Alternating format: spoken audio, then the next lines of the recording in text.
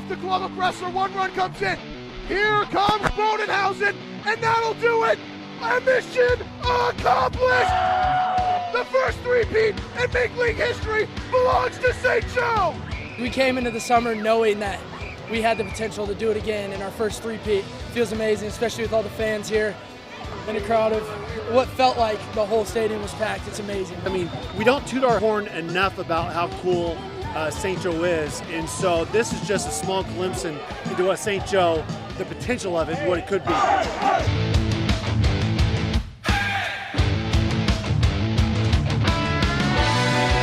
And St. Joseph's been known to be a baseball town for a long time.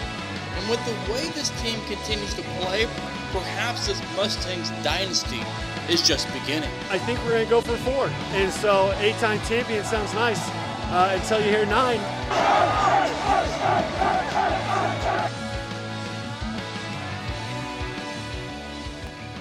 Welcome into episode 6 of the St. Joe Mustang Show right here on KQ2, sponsored by Getz Credit Union and Ventura Foods. I'm Mitch Riberal, and Chris Roush is out today. Something about finding his Best of St. Joe award from 2020 that I mentioned last week. I don't know.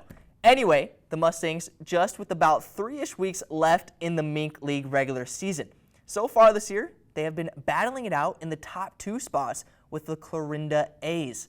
This season, the Mustangs are well above 500 at home, while on the road, struggling just a little bit, sitting only 1 game above 500. But despite only being 1 game above that 500 mark, the Mustangs have won 3 of their last 4 on the road, which all came this past week. Last Sunday on the 25th, the Mustangs beat the Nevada Griffins 10-3. They had a day off on Monday, but returned to the Diamond on Tuesday, this time in Des Moines, where they beat the Peak Prospects 8-4. And then Wednesday, to make it 3 straight road wins in a row, the Mustangs beat Jefferson City 5-3. Now St. Joseph dropped their game on Thursday against the Chillicothe Mudcats 10-7, but on a 4-game road stand, coming away with 3 wins is very solid. So I think that the Mustangs are starting to find their rhythm on the road, especially good timing since out of the remaining 19 games, 9 of those are on the road. And this past weekend, the Mustangs helped induct the St. Joseph Baseball Hall of Fame class of 2023. We spoke with a couple of these new inductees on what it means to have their names etched in St. Joseph history. It's amazing. I'm very surprised and very happy. The 2023 St. Joseph Baseball Hall of Fame class officially inducted into the Hall of Fame. It's nice to be recognized for something you love doing. 5 new individuals getting their names etched in St. Joseph history. Stan Weston, Martha and Larry Orth, Buzz Verduzco, and Nan Carter. Carter, a pioneer in the growth of women's sports in the area, is now in the St. Joe Baseball Hall of Fame. The Northwest Bearcat alum helped start the North Missouri CT's fast pitch team, where they captured 7 state titles. She also coached the CT program for players 35 and up, winning 2 national titles. Carter coached for more than 40 years. Our first inductee is Miss Nan Carter. Buzz Verduzco just retired from Missouri Western after completing his 23rd season as the baseball's head coach. Oh boy, big time honor. I mean, it's been a long time. We got here back in 1999, so it's kind of been a few years. And I mean, just a thanks to Kai and just everybody with the Mustangs organization and with Mr. Gerson. I mean, he and I go way back, you know, so it's a great honor for me and for my family. And Verduzco, a staple in the Griffins baseball program, recorded over 600 wins and won MIAA Coach of the Year in 2013. 114 Griffins were named all MIAA under Buzz. And the head coach has also recently accepted a job as Central High School's softball's newest head coach. Verduzco now adds to his resume with the Hall of Fame induction. There's a lot of good memories here. A lot of people in St. Joe who took us in, and it was a really special time here. It's just terrific to be part of it. Yeah, we're really thankful. Larry and Martha Orth also inducted into this year's Hall of Fame. Next inductees into the St. Joseph Baseball Hall of Fame Larry and Martha Orton. Very surprising, and honored, really honored. This husband and wife, who have been married for 60 years, have helped make St. Joe baseball in the summer possible, housing over 40 players over the last 24 years. They're good kids. They're very good kids, and they just fit in. And these guys are all college players, and we just simply enjoy it. It's really fun, and we've had no problems whatsoever. The fifth individual inducted into the hall, Stan Weston. You know, whether it's playing, coaching, fixing the field, whatever, it's nice to be recognized, and, you know, it's a lot of fun. Weston currently works with the Mustangs as the Director of Operations, helping prepare the diamond before each and every game. But it's not just the Mustangs that have made Weston a notable figure. The Central alum was a player for the Griffins baseball team, where he helped the program to a Hall of Fame season in 1972. Weston has worked with the Mustangs since 2018 and also with the College Baseball World Series each year since 2011. As long as you wake up in the morning and breathing, it's a good day, so might as well keep working. But it's not just with the sport of baseball for Weston. He helped found Midwest Adaptive Sports and currently serves as the president. This program offers athletic opportunities to children with disabilities, something that Weston is very proud of supporting. That is as important to me as any job I've ever had. And for, you know, my soapbox, if you ever get a chance to help out somebody with a disability, don't pass it up. You'll be rewarded so much. These 5 amazing individuals have helped change the sports landscape in the area forever and will now have their name etched in St. Joseph history. Now this upcoming week for the Mustangs, starting on Monday, they are home for 4 straight games. July 3rd and 4th, 2 of the biggest nights at Phil Welch Stadium in the regular season. Fireworks will happen after both of those games to celebrate the holiday. And let me say, if you have never been to Phil Welch for the 4th of July and you are looking for plans, the 4th at Phil Welch is a great event. Now after the 4th, the Mustangs will have back-to-back days hosting the Clarinda A's, which is the last time in the regular season the Mustangs will host Clarinda. So big playoff implications there. And then on Friday, the team is away. But the Mustangs are holding their Mustangs alumni versus the U.S. Military War Dogs game at Phil Welch that night. Should be a good one. And then one more game at home before the All-Star break on the 9th. So a lot of chances to see the Mustangs this upcoming week. Now don't go anywhere, because when we return, I sit down with none other than Blayze Kemper to talk about his thoughts on this season, as well as sitting down with another Mustangs player on the roster in our one-on-one interview summer series. Stay tuned. Episode 6 of the Mustangs Show will be right back.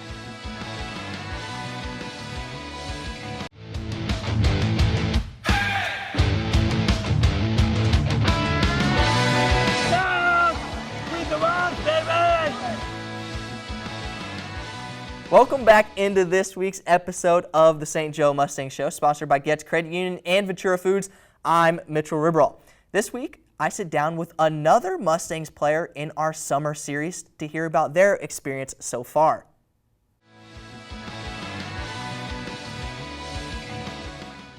And now joining me is Mustangs Braden Berry. Thanks for joining. Yep, thanks for having me. No problem. I know we've talked to you the last couple of summers, and you're back again this year. Just what's the difference between this year to previous seasons?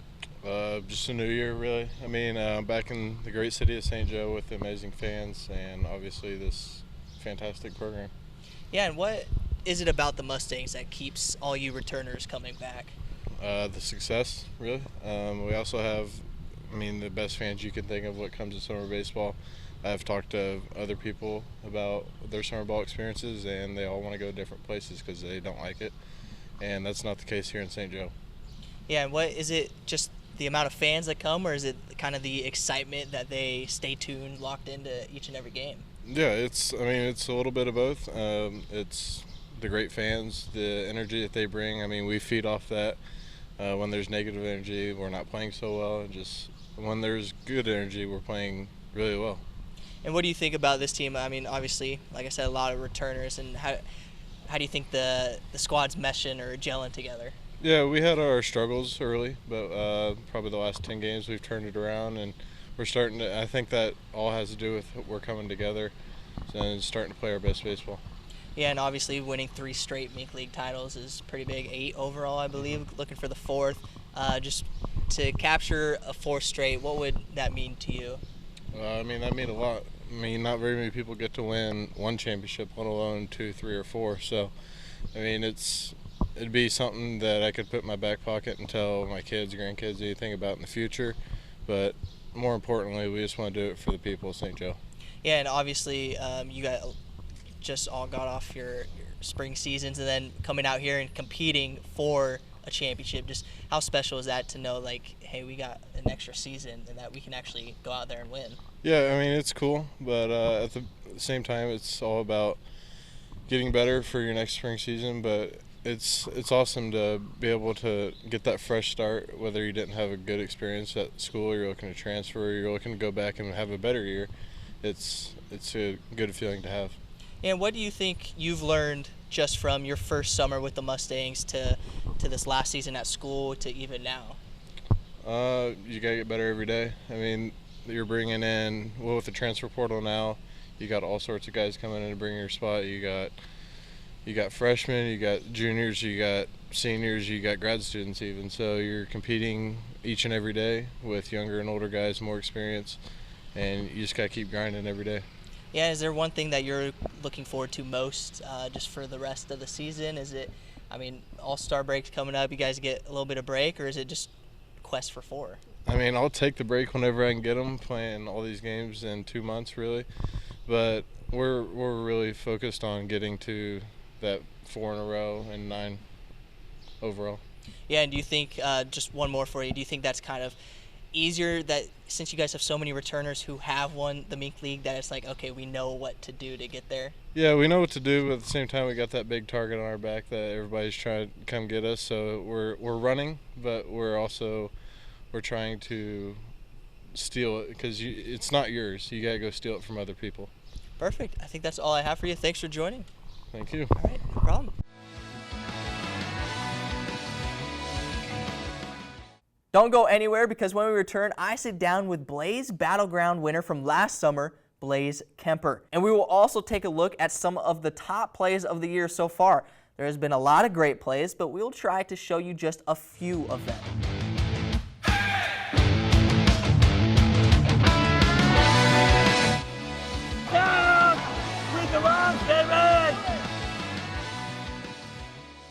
Welcome back into the St. Joe Mustang Show, sponsored by Ventura Foods and Gets Credit Union. I'm Mitchell Riberal. So far this season, the Mustangs have another great year so far, with a lot of great plays that range from home runs, double plays, to diving catches.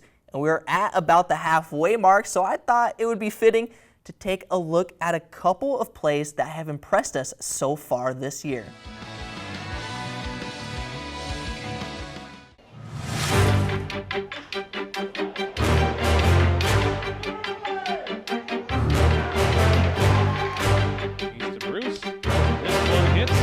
Fly ball to right field. This one will go away. 15-0.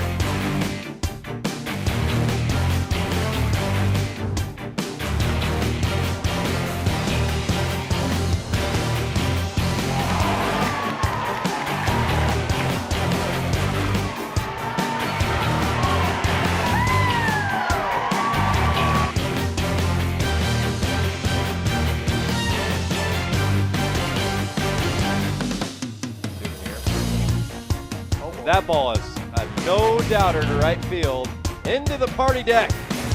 Easton Brew Mink League with 4 home runs.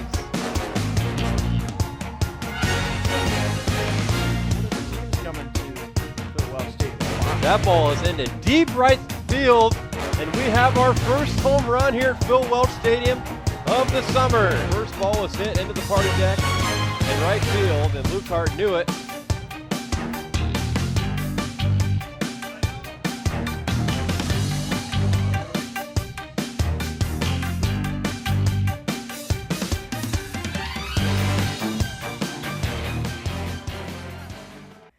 We are a little over halfway through, but we still have a lot to get to. including a one-on-one interview with Mustangs employee and fan Blayze Kemper, who will tell us his thoughts on this year's team.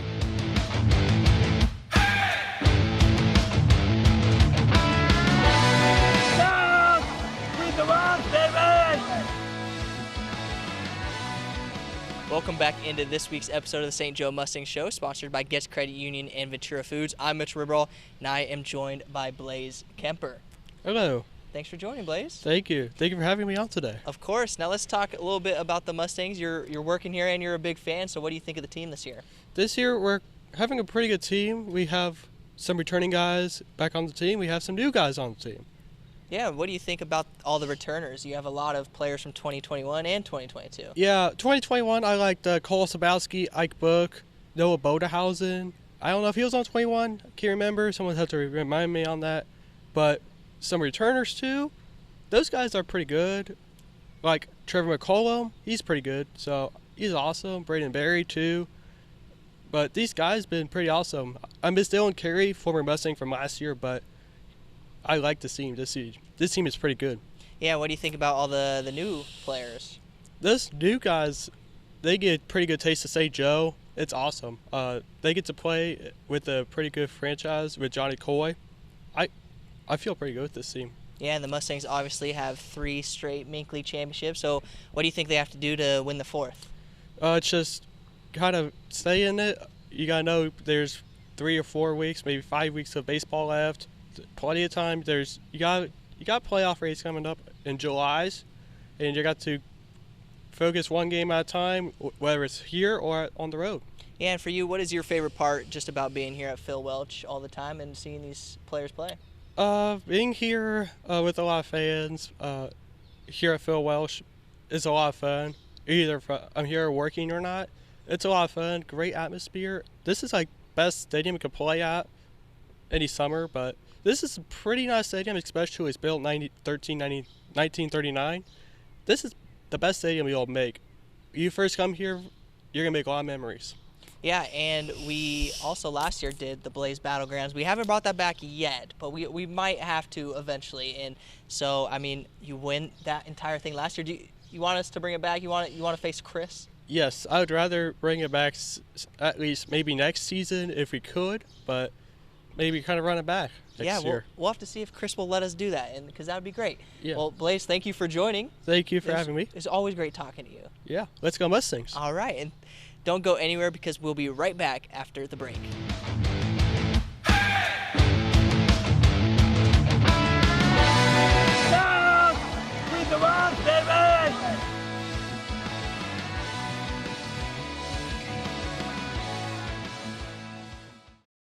Welcome back into episode 6 of the St. Joe Mustang Show, sponsored by Gets Credit Union and Ventura Foods. I'm Mitch Riberal. In this show, we've done a lot. We've talked with the Hall of Fame class of 2023. We've sat down with Blayze Kemper, and we've even taken a look at some of the top plays of the season so far. But the regular season still has 3 weeks left, so a lot of plays to be made and a lot of memories to be made for these fans and team as well. So the Mustangs continue to battle it out for first place in the North with the Clarinda A's, and those two teams seem like they've had a rivalry the past few years, and the A's trying to be the team to knock off the Mustangs from the top, and the Mustangs looking for their 4th straight Mink League title. So those two matchups, they play a couple more times in the regular season. Those will be ones to watch for between those two teams. Now the Mustangs at home are pretty solid so far this season, and on the road, to me, it seems like they're finally getting into that rhythm, winning their last 3 out of their 4. That's a good confidence boost going into the final 9 games on the road of the season. That's all I have on this week's episode of the St. Joe Mustangs Show. Chris Roush hopefully will be in the seat next to me next week when we bring you more Mustangs news and recaps. That's all I have. We'll see you next week.